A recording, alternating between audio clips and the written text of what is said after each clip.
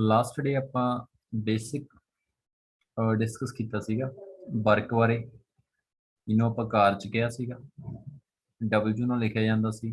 Energy ਬਾਰੇ ਆਪਾਂ ਥੋੜਾ ਜਿਹਾ ਸਟੱਡੀ ਕੀਤਾ ਸੀ, ਇਹਨੂੰ ਆਪਾਂ ਕੀ ਕਿਹਾ ਸੀਗਾ, ਊਰਜਾ। ਤੇ ਇਹਦਾ ਆਪਾਂ ਇੱਕ ਫਾਰਮੂਲਾ ਸਟੱਡੀ ਕੀਤਾ, ਵਰਕ ਕਿਹਦੇ ਇਕੁਅਲ ਸੀਗਾ, ਫੋਰਸ ਇਨਟੂ ਡਿਸਪਲੇਸਮੈਂਟ। ਇੱਥੇ ਅਸੀਂ ਬੋਲਿਆ ਸੀ ਵੀ ਕਾਰਜ ਉਹ ਕਿਹਦੇ ਬਰਾਬਰ ਹੈ, ਬਲ ਤੇ ਨਾਲ ਗੁਣਾ ਕੀਤੀ ਸੀ ਵਿਸਥਾਪਨ ਦੀ। ਇਹਦੇ ਨਾਲ ਨਾਲ ਆਪਾਂ ਅੱਗੇ ਪੜਿਆ ਵੀ ਵਰਕ ਦੀਆਂ ਟਾਈਪਸ ਕਿੰਨੀਆਂ ਨੇ।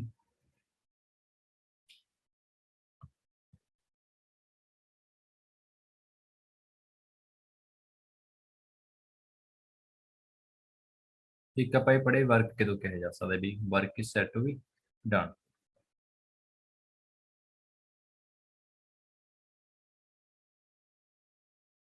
ਹੁਣ ਨੈਕਸਟ ਪੇਜ ਹੈ ਤੁਹਾਡਾ ਵੀ ਸਾਇੰਟੀਫਿਕ ਵੇ ਨਾਲ, ਮਤਲਬ ਸਾਇੰਸ ਦੇ ਅਕੋਰਡਿੰਗ ਕਿਹੜਾ ਕੰਸੈਪਟ ਕੀ ਹੈ ਵਰਕ ਦਾ। ਵਰਕ ਆਪਾਂ ਕਿਹਾ ਸੀ ਉਦੋਂ ਹੀ ਬੋਲਿਆ ਜਾ ਸਕਦਾ ਹੈ ਜਦੋਂ ਇੱਕ ਫੋਰਸ ਦੁਆਰਾ ਕਿਸੇ ਵਸਤੂ ਨੂੰ ਕੀ ਕਰ ਦਿੱਤਾ ਜਾਵੇ, ਡਿਸਪਲੇਸ। ਮੰਨ ਲਓ ਪਹਿਲਾਂ ਫਸਟ ਪੋਜੀਸ਼ਨ ਤੇ ਪਈ ਸੀ, ਆਪਾਂ ਉਹਨੂੰ ਪੁਸ਼ ਕਰਕੇ ਕਿੱਥੇ ਭੇਜਤਾ ਉਹਨੂੰ, ਇਹ ਸੈਕੰਡ ਵਾਲੀ ਪੋਜੀਸ਼ਨ ਤੇ, ਤਾਂ ਉਹ ਡਿਸਪਲੇਸ ਕਿੰਨਾ ਹੋ ਗਿਆ, ਉੱਥੋਂ ਕਿੰਨਾ ਵਿਸਥਾਪਿਤ ਕਰਤੀ, ਐਸ। ਐਫ ਤੇ ਆਪਾਂ ਬਲ ਲਾਇਆ ਸੀ ਫੋਰਸ, ਤਾਂ ਤੁਹਾਡਾ ਕਾਰਜ ਕਿੰਨਾ ਹੋ ਜਾਊਗਾ, ਐਫ ਗੁਣਾ ਐਸ। ਇਹ ਆਪਣੇ ਕੋਲ ਵਰਕ ਦੀ ਡੈਫੀਨੇਸ਼ਨ ਆਪਾਂ ਲਾਸਟ ਡੇ ਸਟੱਡੀ ਕੀਤੀ ਸੀ। ਹੁਣ ਆਪਾਂ ਨੈਕਸਟ ਕਰਨਾ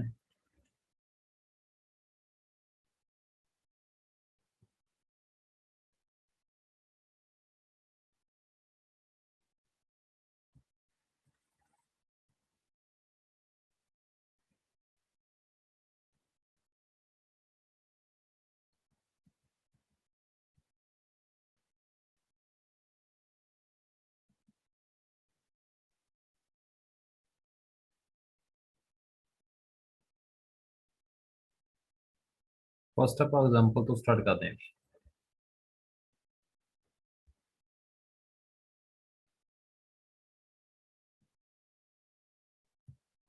ਇੱਥੇ ਤੁਹਾਨੂੰ ਇਹ ਕਹੇਗਾ ਵਰਕ ਦਾ, ਤੁਹਾਨੂੰ ਫਾਰਮੂਲਾ ਧਿਆਨ ਚ ਹੋ ਗਿਆ, ਵਰਕ ਹੈ ਫੋਰਸ ਇਨਟੂ ਡਿਸਪਲੇਸਮੈਂਟ। ਪੂਰਾ ਤੁਹਾਡਾ ਚੈਪਟਰ ਐਂਗਲ ਇਸ ਫਾਰਮੂਲੇ ਨਾਲ ਰਿਲੇਟਡ ਹੀ ਹੈ, ਬੜਾ ਔਖਾ ਕੰਮ ਤਾਂ ਹੈ ਨਹੀਂਗਾ। ਇਹ ਕਹਿੰਦੇ ਤੁਸੀਂ ਫੋਰਸ ਲਾਈ ਸੀ ਕਿੰਨੀ, 5 ਨਿਊਟਨ, ਇਹ ਤੁਹਾਡਾ ਐਫ ਦਾ ਮੁੱਲ ਹੋ ਜਾਊਗਾ।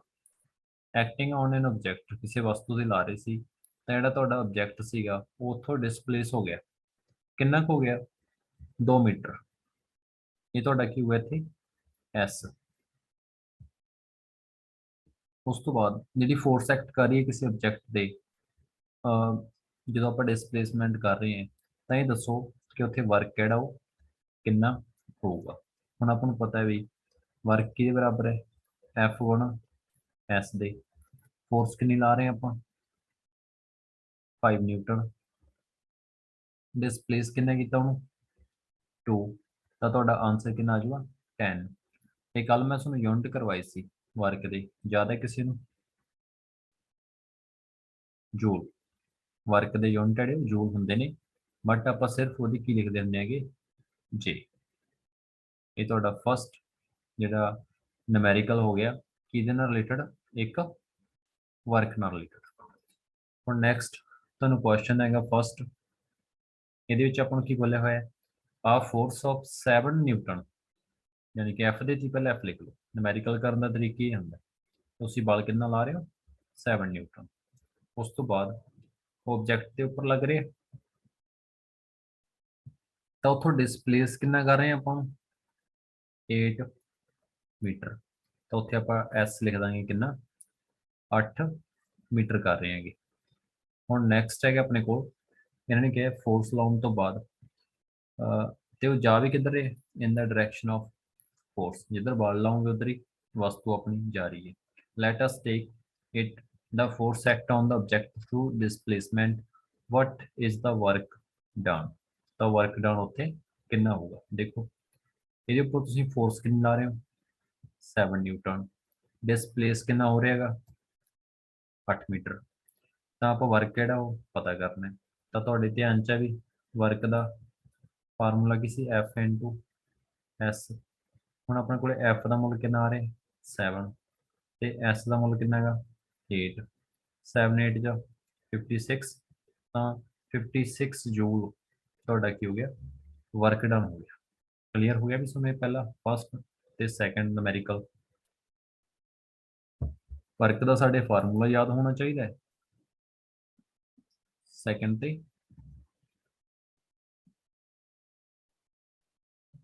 ਵੀ ਸਾਨੂੰ ਗਿਵਨ ਚ ਕੀ ਕੁਛ ਹੈ ਇਹ ਪਤਾ ਹੋਣਾ ਚਾਹੀਦਾ। ਸਕਰੀਨਸ਼ਾਟ ਕਰ ਸਕਦੇ ਹੋ, ਨਾਲ ਦੀ ਨਾਲ ਕਰ ਲਿਆ ਕਰੋ।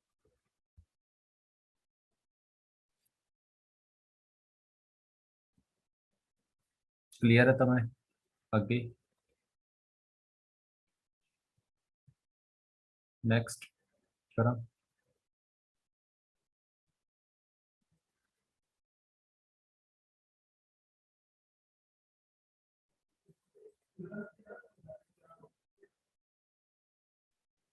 ਇਹ ਵਾਲਾ ਨੂਮੈਰੀਕਲ ਦੇਖੋ, ਇਸ ਥੋੜਾ ਜਿਹਾ ਚੇਂਜ ਹੈ,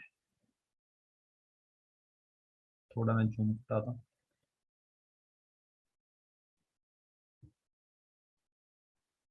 एक पोर्टर लेफ्ट आ लैंग्वेज कोई समान ਉਹਨੂੰ ਕੀ ਕਰ ਰਿਹਾ ਉਹ ਲੈਫਟ ਕਰ ਰਿਹਾ। ਕਿੰਨੇ ਕਿਲੋ ਦਾ ਉਹਦਾ ਵਜਨ ਕਿੰਨਾ ਹੈ, ਮਾਸ ਕਿੰਨਾ ਹੈਗਾ 15 kg, 15 ਕਿਲੋ ਹੈ। ਉਸ ਤੋਂ ਬਾਅਦ ਫਰੋਮ ਦਾ ਗਰਾਊਂਡ, ਗਰਾਊਂਡ ਤੋਂ ਲੈ ਕੇ ਜਾ ਰਹੇ ਹੋ, ਪੁੱਟਸ ਇਟ ਔਨ ਹਿਜ਼ ਹੈਡ, ਆਪਣੇ ਹੈਡ ਦੇ ਉੱਪਰ ਚੁੱਕਿਆ ਹੋਇਆ, ਕਿੰਨਾ ਉੱਪਰ ਆ ਉਹ ਗਰਾਊਂਡ ਦੇ ਨਾਲੋਂ ਚੱਕ ਕੇ ਰੱਖਦਾ ਜਿਹੜਾ ਉਹ 1.5 ਮੀਟਰ। ਤਾਂ ਕੈਲਕੂਲੇਟ ਕਰੋ ਵਰਕ ਡਨ। ਹੁਣ ਤੁਹਾਨੂੰ ਦਿਮਾਗ ਦੇ ਵਿੱਚ ਕੀ ਆਊਗਾ ਵੀ ਅਸੀਂ ਕੀ ਕਰ ਰਹੇ ਹਾਂਗੇ, ਵਰਕ ਕਰਨਾ ਹੈਗਾ। ਵਰਕ ਦੇ ਲਈ ਆਪਾਂ ਨੂੰ ਕੀ ਪਤਾ ਹੋਣਾ ਜ਼ਰੂਰੀ ਹੈ, ਐਫ ਤੇ ਐਸ। ਐਸ ਤਾਂ ਤੁਹਾਨੂੰ ਪਤਾ ਲੱਗ ਗਿਆ, ਆਪਾਂ ਕੀ ਭਰਾਂਗੇ 1.5। ਹੁਣ ਰਹਿ ਗਿਆ ਤੁਹਾਡੇ ਕੋਲੇ ਐਫ ਦਾ ਮੁੱਲ ਕੱਢਣਾ। ਹੁਣ ਐਫ ਕੀ ਚੀਜ਼ ਹੁੰਦੀ ਹੈ, ਐਫ ਹੁੰਦੀ ਹੈ ਐਫ ਬਰਾਬਰ ਐਮ ਏ, ਇਹ ਆਪਾਂ ਲਾਸਟ ਪੜਿਆ ਸੀ ਫਾਰਮੂਲੇ ਦਾ, ਮਾਸ ਇਨਟੂ ਐਕਸਲਰੇਸ਼ਨ। ਜਿਹਨੂੰ ਕਹਿੰਦੇ ਸੀ ਆਪਾਂ ਪੁੰਜ, ਉਹਦਾ ਭਾਰ ਕਿੰਨਾ ਨਾਲ ਉਹਦਾ ਪ੍ਰਵੇਗ ਕਿੰਨਾ ਹੈਗਾ। ਤਾਂ ਪ੍ਰਵੇਗ ਤੇ ਮਾਸ ਦੀ ਗੁਣ ਨੂੰ ਆਪਾਂ ਬਲ ਕਹਿੰਦੇ ਆ ਫੋਰਸ। ਇਹਦੀ ਜ਼ਰੂਰਤ ਆ ਸਾਨੂੰ। ਹੁਣ ਮਾਸ ਤਾਂ ਪਤਾ ਹੈ 15 kg ਹੈ, ਭਰ ਦੋਗੇ ਕੋਈ ਪ੍ਰੋਬਲਮ ਨਹੀਂ। ਹੁਣ ਇੱਕ ਚੀਜ਼ ਯਾਦ ਰੱਖਿਓ, ਜਦੋਂ ਕੋਈ ਚੀਜ਼ ਧਰਤੀ ਦੇ ਉੱਪਰ ਚੱਲਦੀ ਹੈ, ਅਰਥ ਦੇ ਉੱਪਰ, ਫਿਰ ਤਾਂ ਕੀ ਹੁੰਦਾ ਗਾ ਤੁਹਾਡਾ ਇਹ ਹੁੰਦੀ ਹੈ ਐਕਸਲਰੇਸ਼ਨ, ਜਿਹੜਾ ਪ੍ਰਵੇਗ।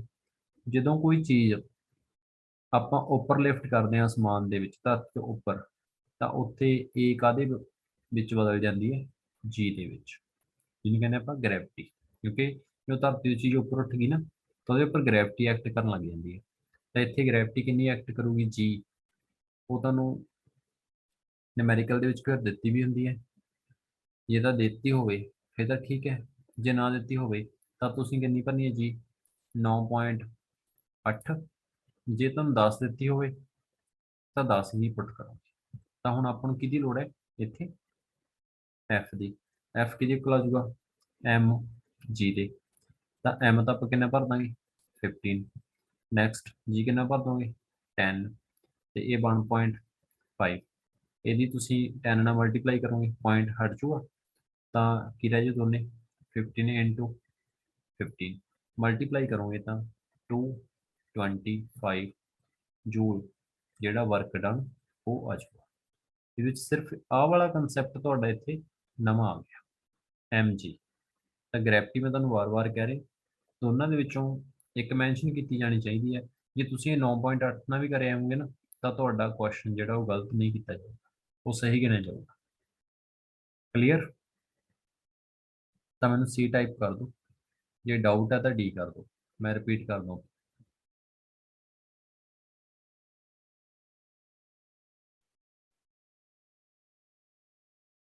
ਓਕੇ ਵੀ ਰਾਜਵਿੰਦਰ, ਠੀਕ ਹੈ ਵੀ ਪੁਸ਼ਪ੍ਰੀਤ, ਜਸਪ੍ਰੀਤ ਤੇ ਅੰਦਰ।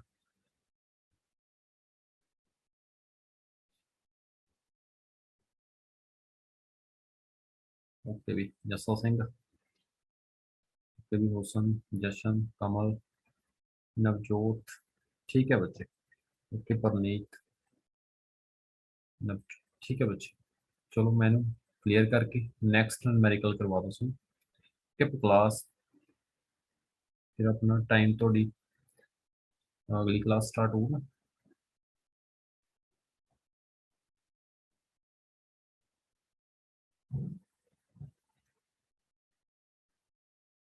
हम आपको क्वेश्चन डिस्कस करते हैं।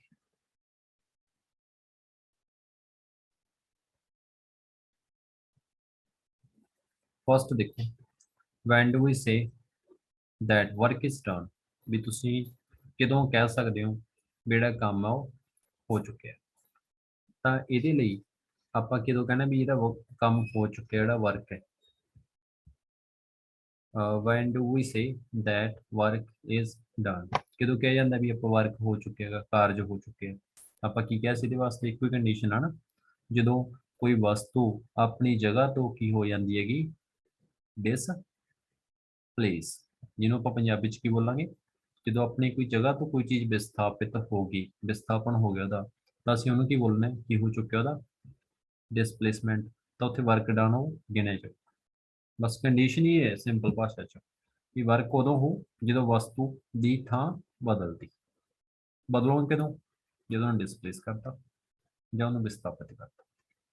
ਫਸਟ ਕੁਐਸਚਨ ਸੀ, work is said to be done, English ਚ ਲਿਖੋਗੇ if object is displaced from their original position।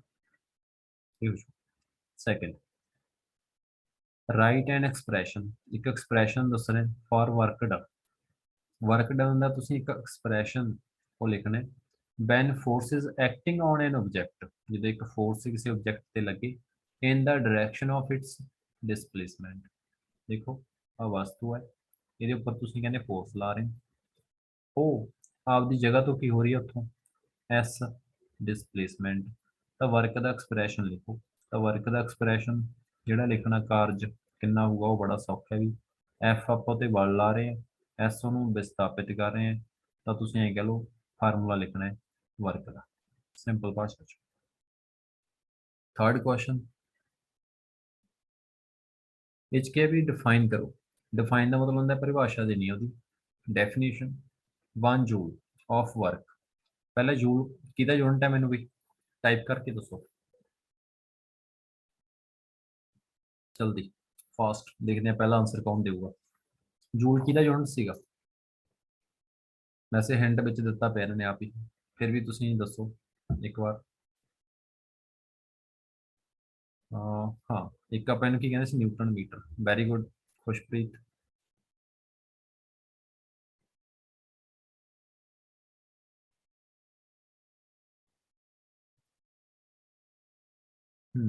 ਠੀਕ ਹੈ ਵੀ ਅੰਦਰ ਵਰਕ,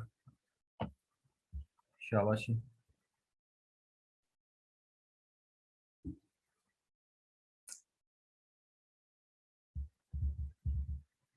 ਠੀਕ ਹੈ ਵੀ ਪਰਨੀਤ, ਨਿਊਟਨ ਮੀਟਰ ਨੂੰ ਇੱਕ ਜੂਲ ਕਹਿੰਦੇ ਨੇ। ਬੱਚੇ ਸ਼ਾਰਟ ਕਰ ਦਿਆ ਕਰੋ, ਸਪੇਸ ਪਾ ਦਿਆ ਕਰੋ, ਮੈਂ ਆਪਣੇ ਆਪ ਹੀ ਸਮਝ ਲਿਆ ਕਰੂੰ, ਕਿਉਂਕਿ ਇਹਨਾਂ ਵਿੱਚੋਂ ਸਿੰਬਲ ਲੱਭੋਗੇ ਬੜਾ ਟਾਈਮ ਲੱਗ ਜਾਂਦਾ ਨਾ। ਠੀਕ ਹੈ, ਟਾਈਪ ਕਰਨਾ ਸ਼ਾਰਟ ਕਰਨਾ ਮੈਂ ਆਪਣੇ ਆਪ ਸਮਝ ਲੂੰਗਾ। ਜਿਵੇਂ ਵਰਕ ਪਾਉਣਾ ਸੀ ਤਾਂ ਇਕੱਲਾ ਡਬਲਯੂ ਪਾ ਦਿਓ, ਬਹੁਤ ਹੈ, ਸਫੀਸ਼ੀਐਂਟ ਹੈ। ਫੋਰਸ ਪਾਉਣੀ ਹੈ ਅਗਲੀ ਐਫ ਛੱਡ ਦਿਓ, ਜੂਲ ਪਾਉਣਾ ਜੇ ਪਾ ਦਿਓ। ਠੀਕ ਹੈ ਵੀ ਤੁਹਾਨੂੰ ਪਤਾ ਲੱਗ ਗਿਆ ਵੀ ਵਰਕ ਕਿਹਨੂੰ ਕਿਹਾ ਜਾਂਦਾ ਹੈਗਾ। ਠੀਕ ਹੈ ਵੀ ਕਮਲ, ਠੀਕ ਹੈ ਵੀ ਚਲੋ ਹੁਣ ਮੈਂ ਤੁਹਾਨੂੰ ਇਹਦੀ ਡੈਫੀਨੇਸ਼ਨ ਦੱਸਦਾ। ਦੇਖੋ ਬੱਚੇ, ਵਰਕ ਕਿਹਦੇ ਬਰਾਬਰ ਹੈਗਾ, ਤੁਸੀਂ ਲਿਖ ਰੱਖਿਆ ਫੋਰਸ ਤੇ। ਵਰਕ ਦਾ ਯੂਨਿਟ ਆਪਾਂ ਲਿਖ ਦਿਆਂਗੇ ਇੱਥੇ, ਕੀ ਹੁੰਦਾ ਐਫ ਇਨਟੂ ਐਸ। ਹੁਣ ਵਰਕ ਤੁਹਾਨੂੰ ਪਤਾ ਵੀ 1 ਜੂਲ ਹੁੰਦਾ ਹੈ, ਕਿਦੋਂ ਹੋਊਗਾ, ਜਦੋਂ ਉਹਨਾਂ ਦਾ ਮੁੱਲ ਆਪਾਂ 1 ਭਰਾਂਗੇ ਫਿਰ ਹੀ ਤੁਹਾਡਾ ਆਨਸਰ 1 ਆਊਗਾ ਨਾ। ਤਾਂ ਆਪਾਂ ਫੋਰਸ ਵੀ ਕਿੰਨੀ ਰੱਖਾਂਗੇ, 1 ਨਿਊਟਨ। ਡਿਸਪਲੇਸਮੈਂਟ ਵੀ ਕਿੰਨਾ ਰੱਖਾਂਗੇ ਆਪਾਂ, 1 ਮੀਟਰ। ਤਾਂ ਇੱਥੇ ਤੁਸੀਂ ਇਹਦੀ ਡੈਫੀਨੇਸ਼ਨ ਦਿਓਗੇ, ਉਹਦੇ ਵਿੱਚ ਇਹ ਬੋਲੋਗੇ, ਪਹਿਲਾਂ ਮੈਂ ਪੰਜਾਬੀ ਚ ਬੋਲਦਾ, ਕਿਸੇ ਕਾਰਜ ਨੂੰ 1 ਜੂਲ ਉਸ ਸਮੇਂ ਕਿਹਾ ਜਾਂਦਾ ਹੈ ਜਦੋਂ 1 ਨਿਊਟਨ ਬਲ ਲਾਉਣ ਦੇ ਨਾਲ ਵਸਤੂ ਕਿੰਨੀ ਡਿਸਪਲੇਸ ਹੋ ਜਾਂਦੀ ਹੈ, 1 ਮੀਟਰ। ਇੰਗਲਿਸ਼ ਚ ਕੀ ਕਹੋਗੇ, work is said to be 1 joule, when, object, displace 1 metre with the force 1 newton. ਜਦੋਂ 1 ਨਿਊਟਨ ਨਾਲ ਕੋਈ ਚੀਜ਼ ਆਪਣੀ ਜਗ੍ਹਾ ਤੋਂ 1 ਮੀਟਰ ਦੂਰ ਚਲੀ ਜਾਂਦੀ ਹੈ ਤਾਂ ਅਸੀਂ ਉਹਨੂੰ ਕੀ ਬੋਲ ਸਕਦੇ ਹਾਂ, ਵਰਕ ਨੂੰ 1 ਜੂਲ। ਇਹ ਸੀ ਤੁਹਾਡਾ ਵੀ। ਹੁਣ ਤੁਸੀਂ ਇਹ ਦੱਸੋ ਇਹਦੇ ਵਿੱਚ ਕੋਈ ਪ੍ਰੋਬਲਮ ਹੈ ਤਾਂ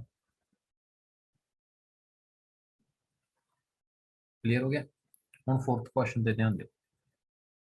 ਆ pair of bullocks exert a force 140 newton, यानी कि दो बल्दां ਦਾ ਜੋੜ ਹੈ 140 ਨਿਊਟਨ ਫੋਰਸ ਲਾ ਰਿਹਾ ਹਲ ਦੇ ਉੱਪਰ। ਇਹਨੂੰ ਆਪਾਂ ਨਾਲ ਦੀ ਨਾਲ ਕੀ ਲਿਖ ਲੈਣਾ ਹੈਗਾ, F ਦਾ ਮੁੱਲ ਦੇਤਾ ਆਪਾਂ 140 ਨਿਊਟਨ। ਦਾ ਫੀਲਡ ਬੀਇੰਗ ਪਲੱਗਡ, ਜਦੋਂ ਉਹਨੇ ਫੀਲਡ ਜਿਹੜਾ ਪਲੱਗ ਕੀਤਾ ਕਿੰਨੀ ਦੂਰ ਤੱਕ ਉਹ ਹਲ ਚਲਾ ਕੇ ਲੈ ਕੇ ਗਏ, ਵੀ ਕੋਈ ਕਿੰਨੀ ਦੂਰ ਤੱਕ ਉਹਨਾਂ ਨੇ ਹਲ ਖਿੱਚਿਆ, ਉਹ ਖਿੱਚਿਆ 15 ਮੀਟਰ। जो ने 15 मीटर खिंचया तो असं की करा 140 तो यह हो गया, ठीक है, फोर्स हैगी। तो डिसप्लेसमेंट कितना हो गया एस, मैं कलर चेंज करके लिखता हूँ। तो डिसप्लेसमेंट कितना हो गया 15 मीटर। तो वर्क की होंगे फोर्स इनटू डिसप्लेसमेंट। आप वर्क कटा ना जो तो फोर्स तो लगा ही ली, वो डिसप्लेसमेंट कितना आ जाएगा 15। ये तुम मल्टीप्लाई कर लोगे 14 ਤੇ 15 ਦੀ 22 5 9 11 2 3 ਇਹ ਜਵਾਬ ਇੰਨੇ ਜੂਲ ਉਹ ਵਰਕ ਡਨ ਕਰਨਾ। ਦੇਖੋ ਵੀ ਜਿਨ੍ਹਾਂ ਨੂੰ 4 ਕਲੀਅਰ ਹੈ ਤਾਂ ਬੱਚੇ 4, ਜਿਹਨੂੰ ਡਾਊਟ ਆ ਉਹ ਡੀ ਪਾ ਕੇ ਕੁਐਸਚਨ ਦਾ ਨੰਬਰ ਪਾ ਦਿਓ। ਮੈਂ ਰਿਪੀਟ ਕਰ ਫਿਰ ਤੁਸੀਂ ਮੈਨੂੰ ਰਿਪੀਟ ਕਰ ਦਿਓ ਜਲਦੀ। ਆਪਣਾ ਕਲੀਅਰ ਹੈ ਤਾਂ C4 ਪਾ ਦਿਓ, ਜੇ ਡਾਊਟ ਹੈ ਤਾਂ ਡੀ ਦੇ ਨਾਲ ਮੈਂਸ਼ਨ ਕਰ ਦਿਓ ਕੁਐਸਚਨ ਦਾ ਨੰਬਰ 1 2 3 D1 D2 D3 ਜੇ ਡਾਊਟ ਹੈ। ਜੇ ਕਲੀਅਰ ਹੈ ਤਾਂ C4 ਕਰ ਦਿਓ। ਫਿਰ ਨੈਕਸਟ ਪਾਰਟ ਆਪਾਂ ਕੱਲ ਡਿਸਕਸ ਕਰਾਂਗੇ, ਥੋੜਾ ਥੋੜਾ ਕਰਕੇ ਚੈਪਟਰ ਨੂੰ ਕੰਪਲੀਟ ਕਰਾਂਗੇ ਵਧੀਆ ਤਰੀਕੇ ਨਾਲ। ਓਕੇ ਵੀ ਅੰਦਰ ਨੂੰ ਕਲੀਅਰ ਹੈ, ਠੀਕ ਹੈ ਵੀ ਕੰਮ